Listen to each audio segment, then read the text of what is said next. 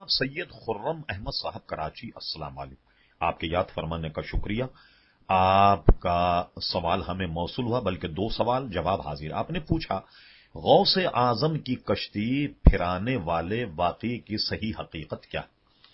اصل میں دیکھیے، اس واقعے کی صحت کا تو کچھ نہیں کہا جا سکتا کہ وہ ظاہر کوئی حدیث یا قرآن کی آیت تو نہیں ہے۔ مسئلہ ہم اس پر گفتگو کرتے ہیں کہ واقعی اگر کوئی کشتی ڈوب جائے تو اس کو غوث اعظم تیرا سکتی ہے؟ نہیں۔ تو ہم اس حقیقت پر ہم نظر ڈالتے ہیں کہ اللہ تبارک و تعالی جب کوئی کمال اپنے نبی کے ہاتھ سے دکھائے تو اس کو معجزہ کہتے ہیں، اللہ کے ولی کے ہاتھ سے اگر سرزد ہو تو اس کو کرامت کہتے ہیں۔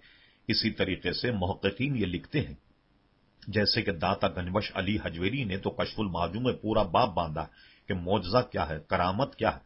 داتا گنجبخش علی حجویری اس کی تعریف میں لکھتے ہیں کہ کسی امتی کی کرامت جو ہے وہ اس کے نبی کا معجزہ ہوگا، یعنی غوث اعظم نے اگر کوئی کشتی کو تیرا دیا اور لوٹا لیا ڈوبی ہوئی کشتی کو، یہ غوث اعظم کی تو کرامت ہوگی، اور غوث اعظم اور ہمارے جو نبی ہیں صلی اللہ علیہ وسلم، یہ ان کا معجزہ ہوگا۔ تو ہمارے نزدیک اگر 12 سال یا 14 سال کی ڈوبی ہوئی کشتی کو اللہ کا کوئی ولی اگر نکال لے تو یہ جائز ہے، یہ کوئی شرک یا کفر یا اس کی ممانعت نہیں، یعنی ایسا ہونا ممکن ہے اللہ کے ولی کی کرامت سے۔ ٹھیک۔ دوسرا یہ کہ کیا عورت بغیر محرم کے حج پر جا سکتی ہے؟ نہیں۔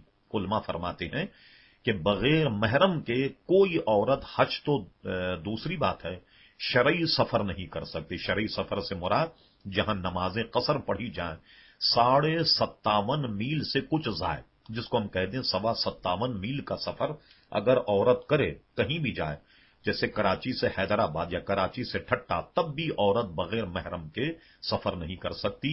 اور حج کے سفر میں علماء لکھتے ہیں بغیر محرم کے اگر اس نے کیا، ایک ایک قدم پر وہ گناہگار ہوگی، اس لیے نہیں جانا چاہیے۔